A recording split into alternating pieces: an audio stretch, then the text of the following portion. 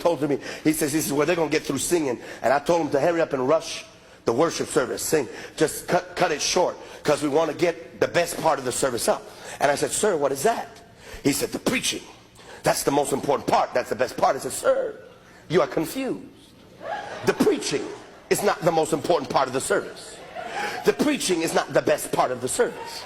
I said, it is the worship that is the most important part of the service.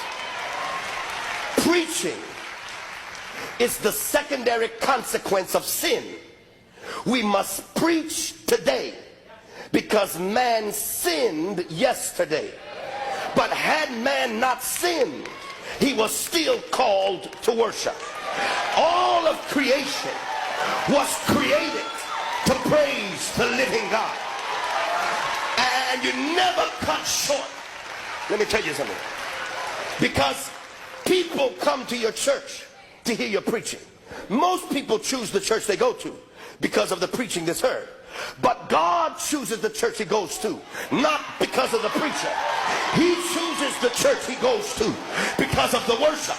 And you can be a great preacher, but if God is not here, the sick will not be healed, the bound will not be delivered, the sinner will not be saved.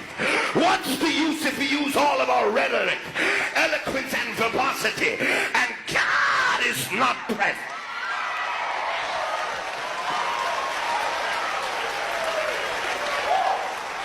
Never cut short the worship.